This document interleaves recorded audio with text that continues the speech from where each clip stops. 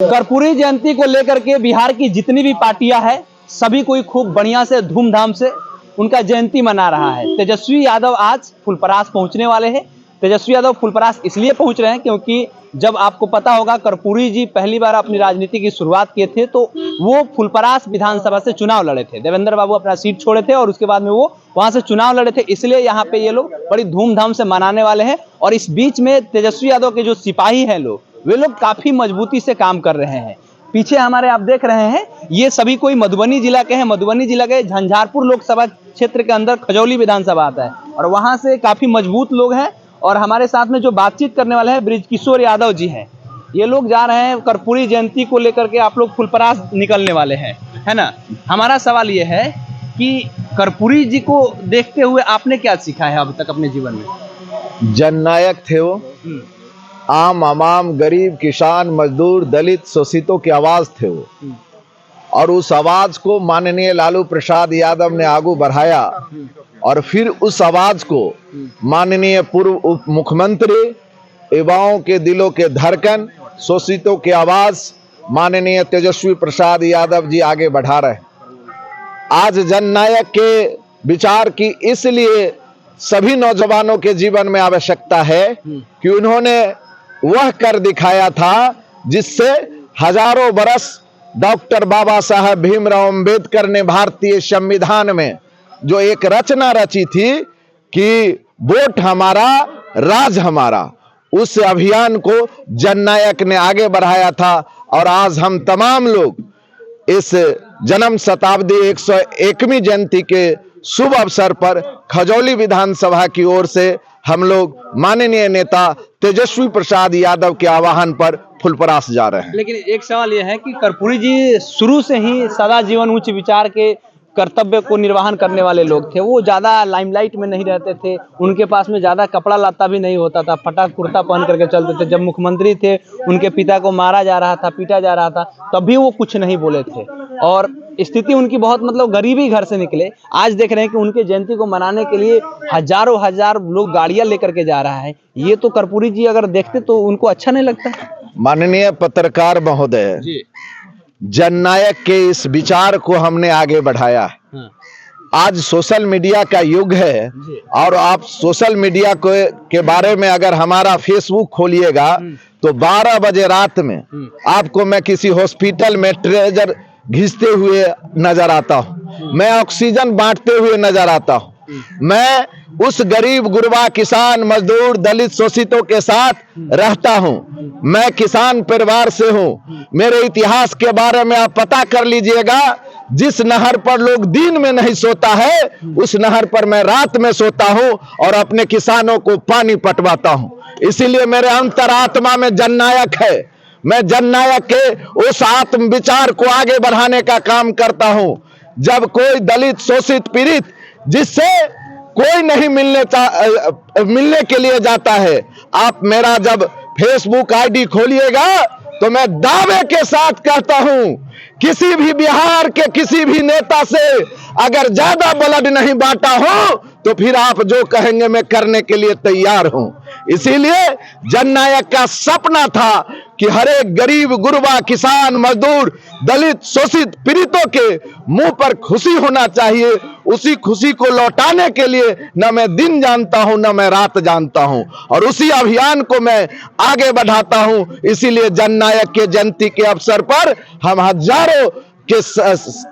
हजारों साथियों के साथ माननीय जननायक के उस कर्मभूमि फुलपरास की ओर जा रहा हूं। तो इस सवाल ये रहेगा ना कि आप हजारों लोगों को लेकर के जा रहे हैं, इससे तो सड़कें बाधित होगी। कर्पूरी जी ने कहा था कि भाई इतना धूमधाम से आप हमारा जयंती मनाइए, बढ़ावा क्यों देना? इतना ज्यादा पैसा जितना खर्चा किया जा रहा है ये तो सही नहीं है ना।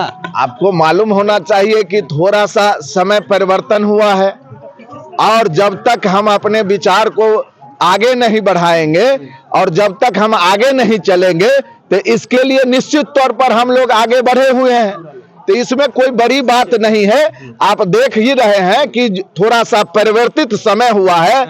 एक समय में यह डिजिटल और सोशल साइड नहीं था तो 7:30 बजे का लोग समाचार का इंतजार करता है। तो फिर आज आप घर घर कैमरा लगा के जो कर रहे हैं प्रचार और प्रसारित, तो समय का परिवर्तन है। असली कर्पूरी जी के वंशज कौन है ये लोग कैसे जानेगा? भारतीय जनता पार्टी भी मना रहा है, जो एनडीए गठबंधन के लोग हैं वे लोग भी मना रहे हैं, आप भी मना रहे हैं, जनता दल यूनाइटेड भी मना रहा है। असली तो अगर कहा जाए तो भारतीय जनता पार्टी, नरेंद्र मोदी की सरकार ने उनको जो भारत रत्न से सम्मानित किया, उनके बेटा को सांसद बनाया, तो वे लोग मना रहे हैं। आप लोग को तो पता चला कि आप लोग नकली कर्पूरी जी के मानने वाले लोग हैं। साथियों, लोग देहात में कहता है कि आपके सामने में जब नया चीज आता है तो लोग डर जाते हैं। लालू प्रसाद यादव जी ने जब इनके विचार को आगे बढ़ाने का कार्य किया तो निश्चित रूप से भारतीय जनता पार्टी डर गई।